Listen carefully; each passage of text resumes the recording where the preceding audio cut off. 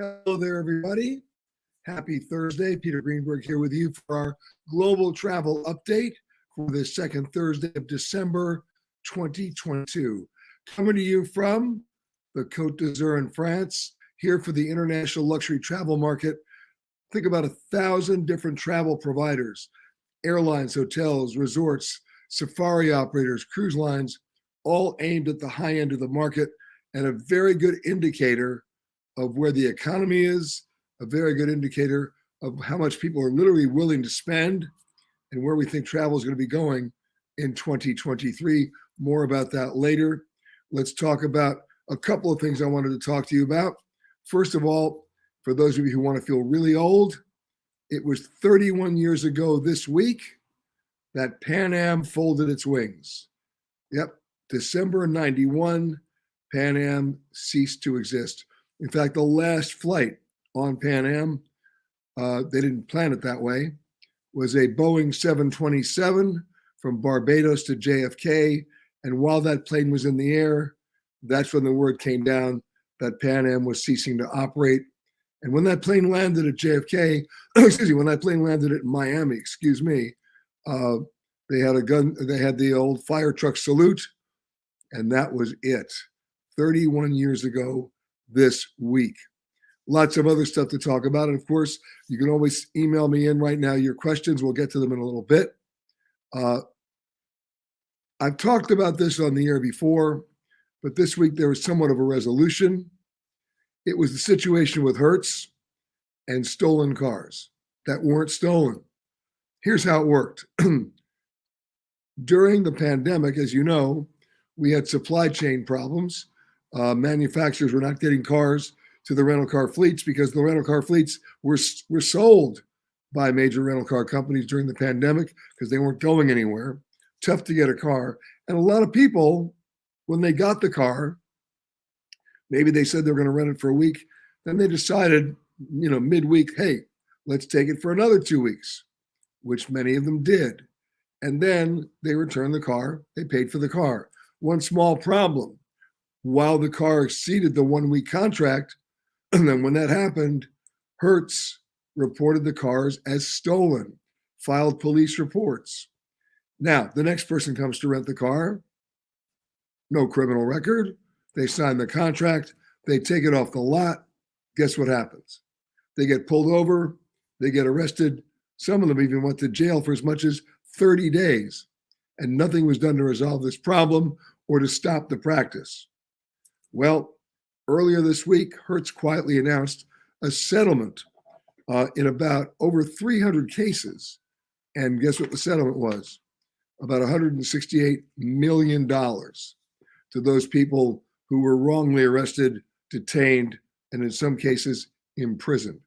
What's the moral to the story? Well, one moral is pre-pandemic, one moral is now.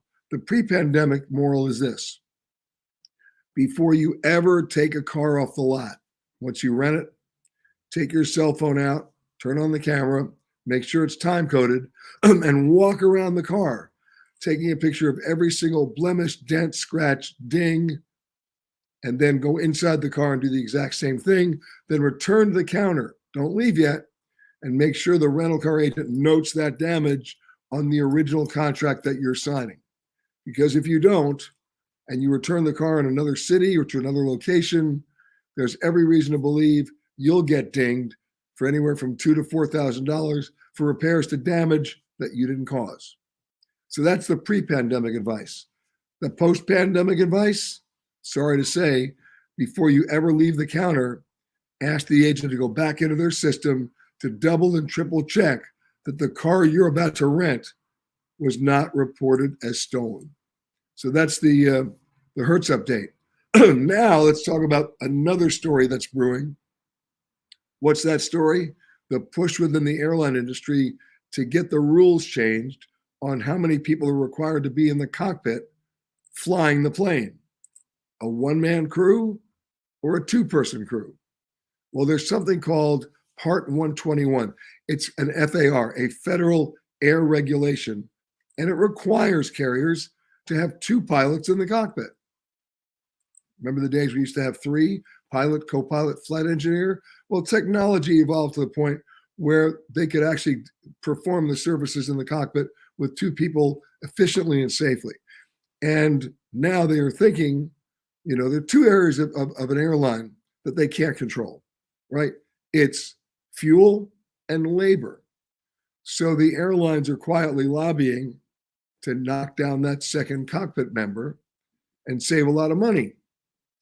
But the airline pilots are angry about this, and they're arguing, and I think it's a valid argument, that it destroys the safety environment that they've worked so hard to achieve over the last couple of decades. In fact, we've just celebrated the 25 safest years in the history of aviation. You take that other person out of the cockpit and you're asking for nothing but trouble. Remember, pilots don't get paid just to fly the plane. They get paid to be heavily tasked in an emergency situation to bring you back. I can think of a number of instances when a one-person crew resulted in the deaths of everybody, and where a two-person crew resulted in everybody living. These are crazy examples, but it's true. Remember German wings back in 2015, where the co-pilot locked the pilot out of the cockpit and then descended the plane into the mountains and killed everybody. That was a suicide. Then there was the miracle on the Hudson. Everybody remembers Sully Sullenberger, but he wasn't the only person in the cockpit. His co-pilot's name was Jeff Skiles, and I guarantee you that they worked as a team, heavily tasked in those last few minutes to be able to get that plane under the water and save everybody's life. And then the most recent example that happened about 10 days ago, an American Airlines flight from Chicago to Columbus, Ohio. Right after it took off, the pilot became incapacitated and was slumped over. The co-pilot was able to regain the controls, declare an emergency, turn the plane around, and make a safe emergency landing back in O'Hare. Everybody lived. Can you imagine? By the way, the pilot later died. But can you imagine if there'd only been one person in that cockpit? You don't need me to complete that sentence. It would have been a tragedy. So there's that issue. So we have 40 different countries right now asking for a consideration or a revision of the two-pilot rule. It'll be interesting to see what happens. In fact, that language is contained in an authorization bill in front of Congress right now, asking the FAA to reconsider the rule. Why? Because the very first step that the industry wants to take is to go to a one-pilot rule in cargo planes. And if that works, then the next logical step is to transition to commercial passenger planes. One thing I want to reassure you, this FAA reconsideration process takes a long time. So given the debate that's going to be waged, even if it happens, and I hope it doesn't, but even if it happens, we're talking maybe 2026 or 2027 before we see anything on that. But I just wanted to mention that. Now, got to show you a little photo here. Remember last week, we talked about the stupid incident at JFK where somebody tried to check in a cat? Show the photo. That's what the TSA saw on their screens. Luckily, they saved the cat. Cat's out of the bag. But it happened again this week in Madison, Wisconsin, where somebody tried to put it through the conveyor belt. This time it wasn't a cat, it was a dog. There you go. That's what the screeners saw in Madison. The question is, how stupid are you people? No, not the TSA, the passengers. Why would you do that? Wow. Anyway, had to show you that. And both the cat and the dog are out of the bag and safe. Okay. Now, one more thing before we get to your questions and talk about this. Actually, two more things.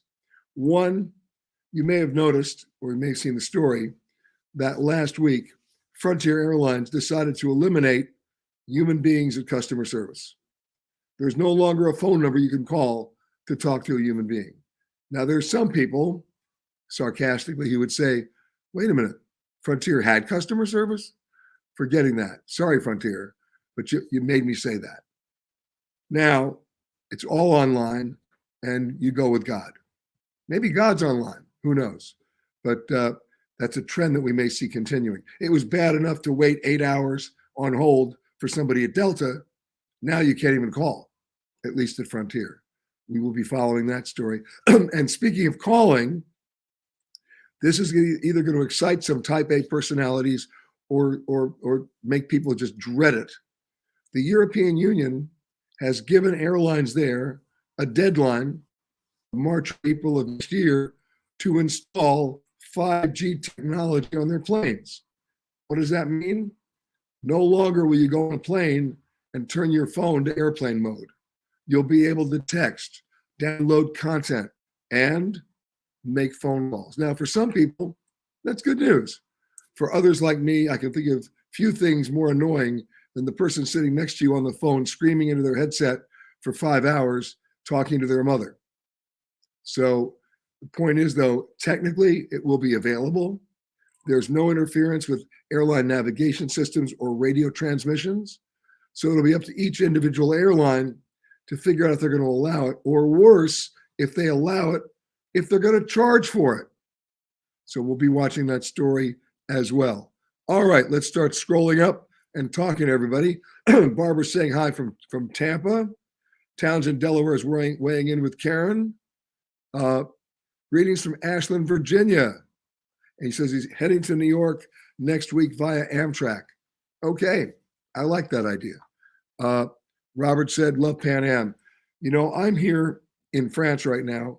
When I was 12 years old, I was lucky. My parents took me on my first trip overseas, and it was my mother, my sister, me, and my dad. Guess what? We flew on Pan Am, a Pan Am 707 from JFK to Orly, and I dressed up in my little jacket and tie, and I was so excited that as we kind of like went around in a final approach to go to Orly, I was so excited, I threw up. That was my first Pan Am experience. But remember the Pan Am ad? You can't beat the experience. They were right. Pan Am was truly America's flag carrier. There was Pan Am Flight 1, right? Pan Am Flight 1 that went westbound around the world, and Pan Am Flight 2 that went eastbound around the world. Pan Am really was a world carrier. And I've missed them now for 31 years. So thank you for that comment. All right, Caroline is saying hi from Connecticut. Jew is now weighing in from Japan, as she always does. Billy Griffith, my pal. I have no idea whether he's in Bermuda or Barbados, but hi, Billy.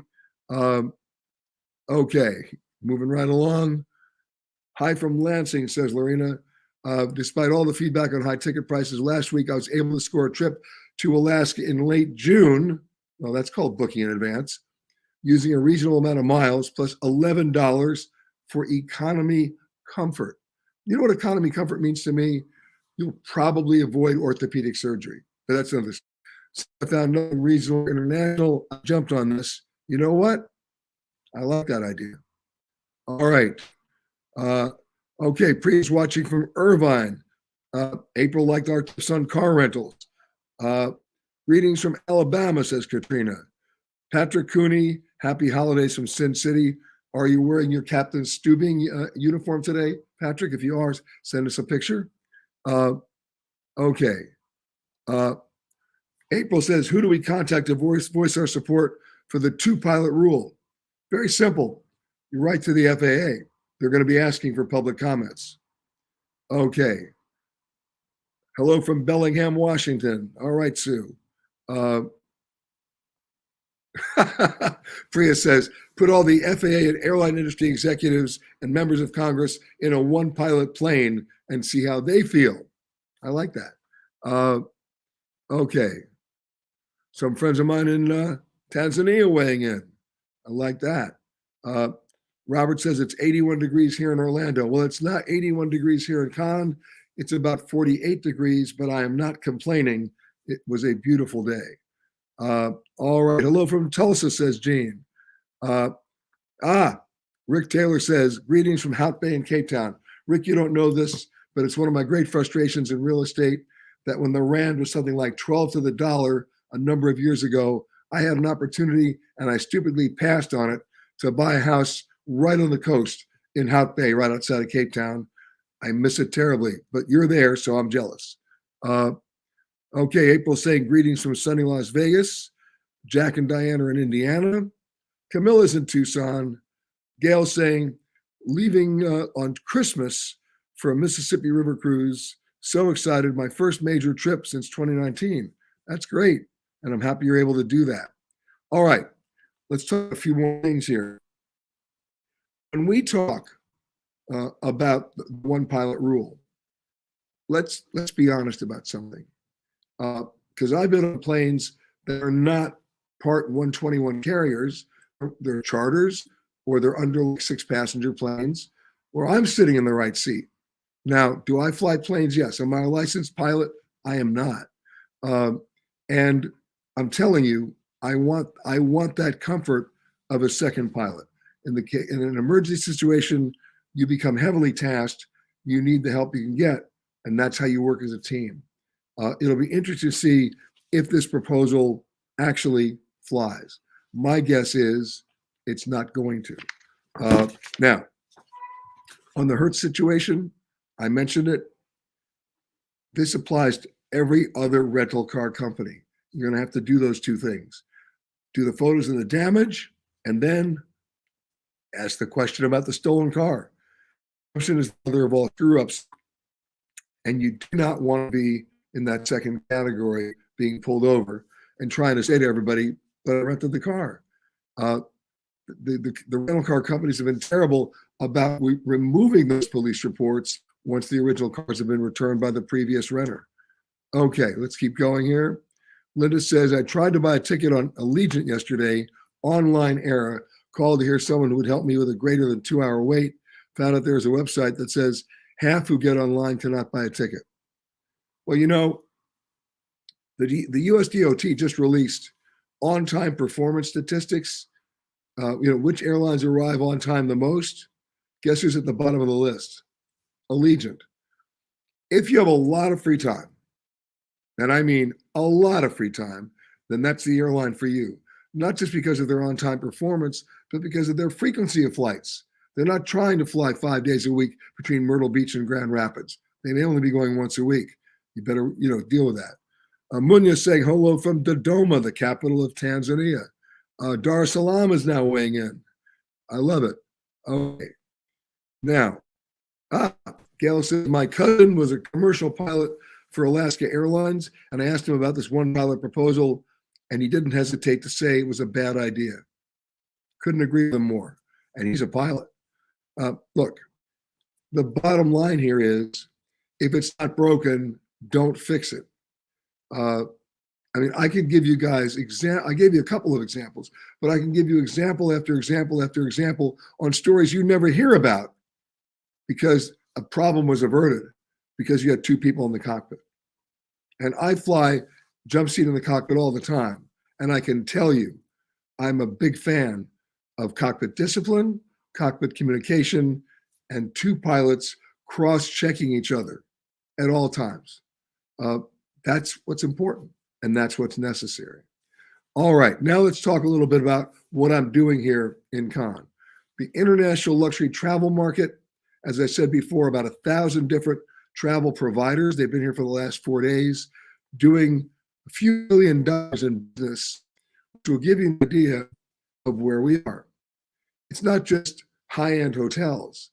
It's high-end hotels where they want helicopters and they want their own yachts and they want to keep the Cartier store open until 11 o'clock at night just for them. Not here in France, anywhere they travel, and they're getting it because they're not price sensitive. And guess what? They're paying what it costs or what everybody's charging them. Consumer debt right now is about to go through the roof. We're getting towards Christmas. You know where our consumer credit card debt is right this minute? It's at $931 billion. It's closing in on $1 trillion.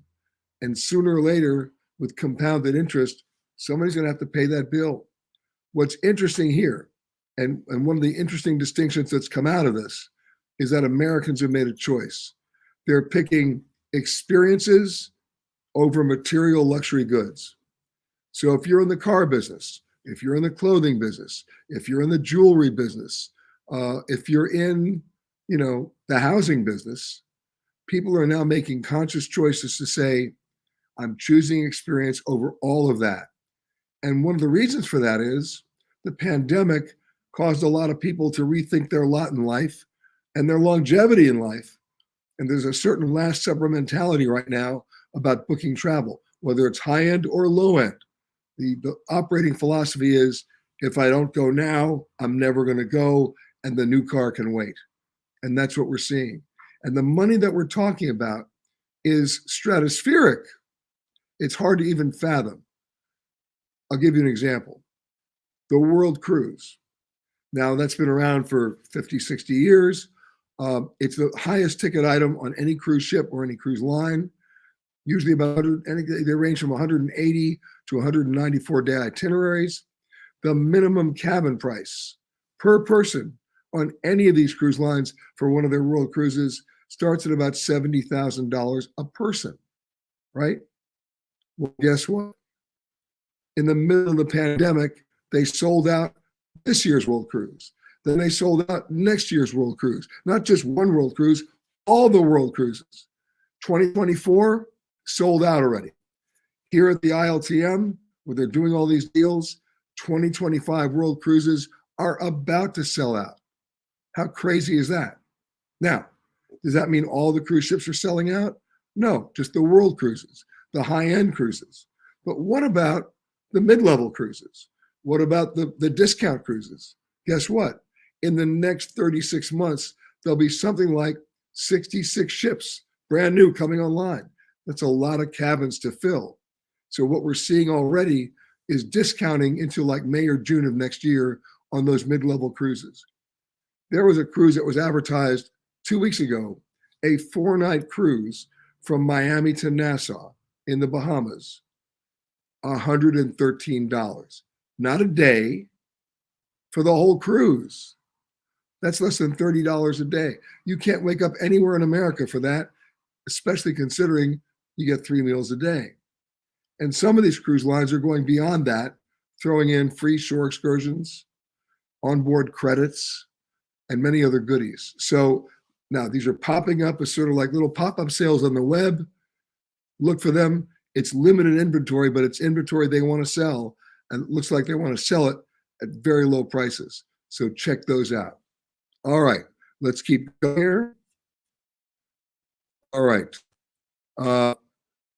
William wants to meet in Cannes. Sorry, William, my flight tomorrow morning leaves at 4:30 in the morning. Sorry to miss you. All right. Oh, I'm laughing about what Karen said. We'll keep that between ourselves. And Rick says, love my comments about Hout Bay property consideration. Still not too late. $1 today buys 17 Rand. Oh my God, I'm coming. That's it. I'm going to come down right now. For those people who don't know where Hout Bay is in South Africa, it's outside of Cape Town, one of the more beautiful places you will ever see. Willie's saying hi from Atchison in Kansas. Let's come up here. Here's the information, April. Thank you for sharing it. If you want to write to the FAA with your comments on the one pilot rule, it's the Federal Aviation Administration, 800 Independence Avenue Southwest, Washington, D.C., 20591. All right. We'll also have that on our website. Keep in mind, that, again, it's not going to be decided anytime soon, but they need to hear from you. Remember, we also talked about seat size. The airlines were, the FAA was told, ordered by Congress in 2018 to come up with a new standard for safe seats on planes, meaning width, pitch, the availability to evacuate in less than 90 seconds in an emergency.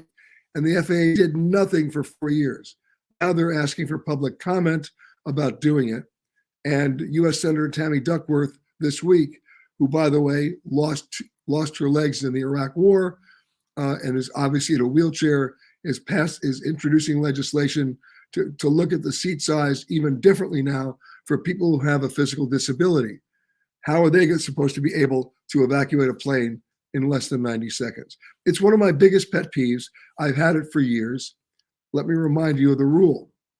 Every year, airlines have to demonstrate to the FAA that they can safely evacuate a fully loaded airplane with half the exits blocked and in the dark in less than 90 seconds. This is delusional. And yet, every year, the airlines pass the test. In the past, how do they do it? I'm convinced, I've said this before, they hired the cast from Cirque du Soleil. In the most recent tests, the FAA only put 60 people in a modified cockpit, a modified cabin, and of course, they all walked out of the plane as if nothing happened. They were all able-bodied. There was no cross-section of age, infirmity, disability, fear, not to mention carry-on bags that everybody thinks they need to take with them in the event of evacuation. Nobody gets off a plane in 90 seconds or less, unless you're sitting in 1C and the door happens to be open. So what are we doing here? Why are we kidding ourselves? And to make matters worse, the airlines basically applied to the FAA, and the FAA said yes. Now they're doing these 90-second tests as simulations on computer. That's even more ridiculous. We want real-world situations with real-world people with a cross-section of all the things I just talked about, or why are we even doing the tests? Because any other way you're going to do it, you pass. But it's meaningless. It's meaningless. Okay, let's see what we got going on here. I'm going to scroll down a little more. Okay. Robert says he's going to Cape Town in April. Great. I love Cape Town. And there's so many you can do outside of Cape Town.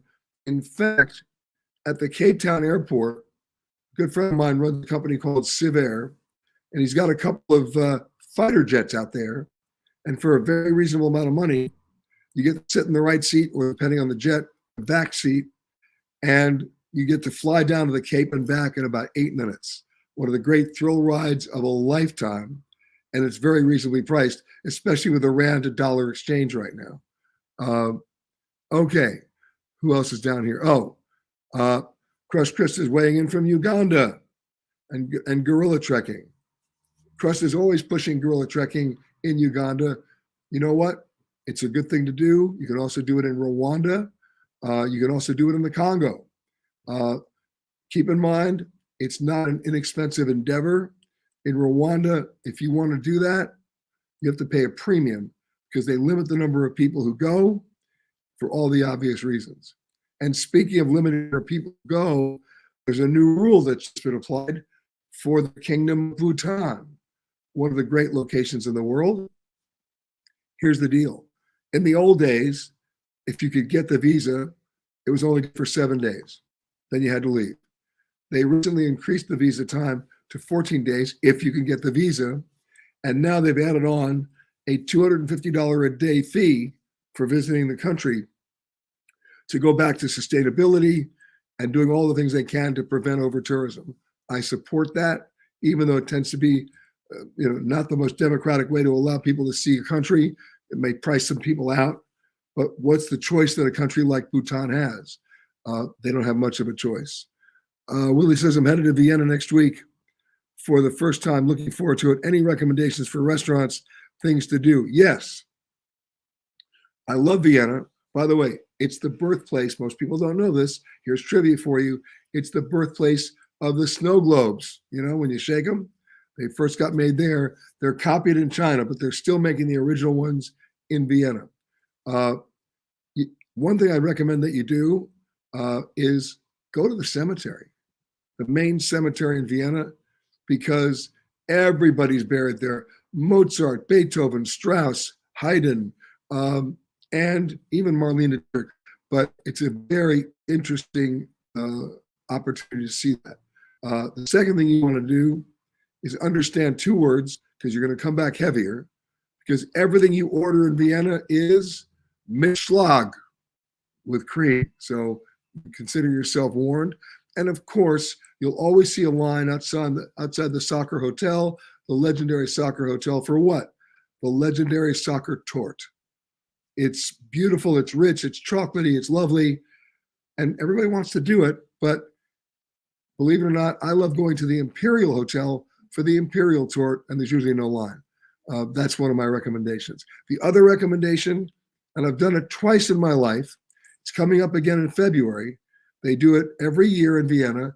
It's a tough ticket to get, and you got to dress appropriately. It's the annual Vienna Opera Ball in the Opera House. Now, they have opera in Vienna almost every night of the week, but once a year they have the Opera Ball, and you're in white tie and tails. You show up in a horse-drawn carriage, and that's where they introduce all the debutantes in society, and you're the only one there who's not a count or a countess. And then you learn what could be a painful lesson, because for those of us who learned how to dance in high school, not just rock and roll dancing, but things like the cha-cha or the lindy, remember the lindy, or the waltz, what do we learn? Bum, bum, bum, bum, bum, bum. Not that night. This is high-speed waltzing, and everybody's on the floor, and if you're not careful, you could get injured. However, what a great evening that is, and it goes till 4 a.m, when everything is then followed with Mitschlag. All right, let's keep going. Joan says, greetings from our lovely Rick, California. Skiers are thrilled this year because you think you're going to get snow. I got it. All right, now it's time for the photo of the week. Let's do it. How cool is this photo? How cool. Anybody want to guess where it is? Anybody? All right. Well, Carol Rosenthal took this picture, and it was in Japan. That's bamboo, folks. And she's very happy that Japan is finally open. But look at the light. It's all about the light every time you take a photograph, and she got it. And I love that picture. If you think you've got a picture that qualifies as the photo of the week, you know what to do. You email it in, and if we like it, it goes right up there with Carol's. And thank you again, Carol, for sending that in. Let's go to some of your other questions that you've asked during the week. Barbara says, you told me to wait until January to buy airfare for Dublin in April, and I'm waiting. Now I'm wondering when to start booking for airfare Tampa to what? Dubrovnik, is this? For mid-September. With prices on the rise, I'm not sure if the old rules apply. Well, the old rules still do apply as long as you're not going during high season. Dublin in April, you're doing the right thing. And mid-September, you're already out of the high season there too. So you're doing fine. Have you seen Alaska Airlines e-tag for baggage? It would be great if TSA came out with that. No, forget the TSA. You want a system that everybody can use and that is not government controlled. So what Alaska just started doing on a test program is they've come up with electronic bag tags for the bags that you tag yourself at home before you ever get to the airport. And all your vital information is on those tags, including your flight number, your departure airport, your arriving airport, all your pertinent contact information. And then you go right to the bag drop and you avoid another line. And should your bag go missing, they can track it so much easier. Now, I'm a big fan of the AirTag from Apple. Our producer, Anthony, who's sitting not too far from me right here, Turkish Airlines lost his bags on a flight last week from Riyadh to Nice, where we are now, next door in Cannes, and nobody could find the bag tag. Nobody could find the tags or the bags on his baggage. Guess who found it? He did. He tracked the bags. He could actually tell me when they finally got the flight to get from Istanbul to Nice that the bags were over Bosnia, then the bags were over Italy, and here they are. I'm a big fan of that. Some airlines are so insulted by it, apparently, Lufthansa being one of them, that they've banned them. God help you that you would actually know where your bags are and the airline doesn't. But guess what? The information flow now is faster, it's more efficient, and it's worth it. So you're not waiting for 40 minutes at an airport to find your bags aren't there. You know right away. I love that. Okay, let's keep going here. Oh, Julie says, what's the deal with Real ID? All right, let me give you the history. After 9/11, we all know that tragic day. The investigators learned, among other things, that the hijackers got access through security by carrying phony IDs, meaning phony driver's licenses or state ID cards. And so in 2005, Congress passed something called the Real ID Act, which basically was forcing all of us, if we wanted to fly domestically in the United States, to have what we call an enhanced driver's license that had additional information on there that could not be forged or somehow altered. One small problem: the act was passed in 2005. It is yet to be implemented or enforced. And about once every 18 months, they kick the can down the road and delay it again. The next Real ID deadline was supposed to be March of 2023. What did the DHS do earlier this week? They extended the deadline for another 2 years. This may never fly, but don't worry, don't despair. If you're carrying a valid US passport, you're never going to need an enhanced driver's license, just so you know. Okay. Tim says, which cruise to Antarctica would you recommend? Well, as many of you know, I just came off one on the Silver Endeavor, part of Silver Sea's fleet. This is a purpose-built polar class, ice class ship, which is exactly what you need in that region. It can get into the ice. It's completely protected. It's only about 200 passengers. It's a 1-to-1 crew to passenger ratio. You have great expedition leaders, which means they know where they're going, they know why they're going, and they also know when it's time to go back, because the weather can change there in the matter of 15 minutes. So I highly recommend them. And there are some other ones going down as well. Many more cruises in the Antarctic now than ever before, but you want an expedition ship. You don't want to just be on a cruise ship that passes by an iceberg or a glacier. You really want to get out there and dress warmly. You'll be properly attired and understand what you're seeing. If you really want to know how to feel really small, how to feel alone, how to feel that you're not in control, go to the Antarctic. You'll see exactly what Amundsen saw, and Scott and Shackleton, and understand how they met their fate. It's just the way it is now. It was the way it is then. And if you have one thing to do in a lifetime, pick that. It's and you can't get further south than where I was a couple of weeks ago at the 66-degree level, and we were over in King George Island, way, way south. Okay. Ann says, I'll be in Madison over New Year's, Madison, Wisconsin. Any suggestions on where to eat? You bet. I'm a big fan of a burger place called The Plaza. They've had secret sauce there way before anybody else had it. And I'm telling you, it's worth it. They haven't changed a thing. There's also the Harvey House over by the old train station for upscale dining. There's Gray's. And what the bad thing about Gray's, you may have to wait for your table. The good thing about Gray's is while you're waiting for the table, they bring you oodles of truffle popcorn. Yes. And of course, you're in America's Dairyland, so go on the campus there at the University of Wisconsin, go to Babcock Hall, that's on the agriculture school campus, because what do they make there? Ice cream with the highest percentage of butter fat ever imagined. Just know I've warned you now, okay? All right. Sarah says, have I flown Breeze Airways? I saw it's adding new routes. I'm about to fly Breeze Airways in the next couple of weeks. That's the airline started by David Nealman. He was at Morris Air, then he went to Southwest, and then he was the founder of JetBlue. He also founded a similar airline in South America called Azul, and now he's back with Breeze. His route network is really interesting to watch because it doesn't go through any major airline hub. It's great point-to-point travel, and the airfares are very reasonable. And he's flying brand new planes, the Airbus 220. So I'm going to check him out, and I hope you do too. Kristen says, I was at DIA, and the TSA agent told me there is still a shortage of agents. Is it because they're not being trained quickly enough? Well, there is still a shortage of agents in Denver and anywhere else. And it's not that they haven't been trained quickly enough, because you do need training. It's the turnover rate of the existing agents. And they haven't been able to stop that. So they're not ahead of the game just yet. Okay. Debbie says, I read that Lake Tahoe is suffering from over-tourism. Is there an alternative you'd recommend for skiing this winter instead? Well, here's the problem. You have to be able to manage growth, because once you tip the scales, you don't come back from that. In Venice, the bridge of sighs is the bridge of thighs. Everywhere with their selfie sticks, right? Barcelona's got a problem still. Greece has a problem still.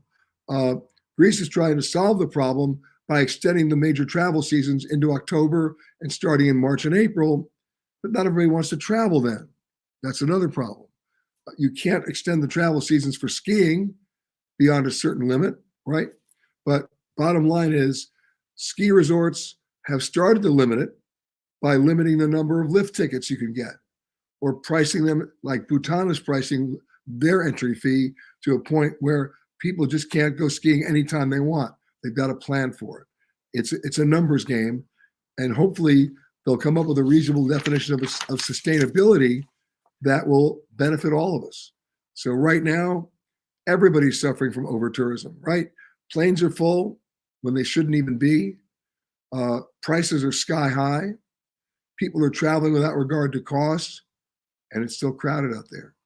So a couple of housekeeping notes. Listen in for our, you know what, Eye on Travel, our CBS Radio 3-hour show this Saturday, coming to you from right here in Cannes. Listen up, because we'll be talking to the real movers and shakers and the thought leaders in travel to give us a good perspective and in context with what's really going on out there in one of the largest industries in the world, otherwise known as travel and tourism. Of course, Hidden Canary Islands, airing now on PBS and on Amazon Prime and Apple TV Plus. Check your local listings. And in the meantime, I'm looking forward to getting up at about 3 o'clock in the morning tomorrow and getting on a plane. So we will see you next week on the radio. We'll see you next week on television. And we'll see you a week from today from another distant location somewhere around the world. And it's not New York, and it's not the Canary Islands. I'm not going to tell you. Everybody, and have a great weekend.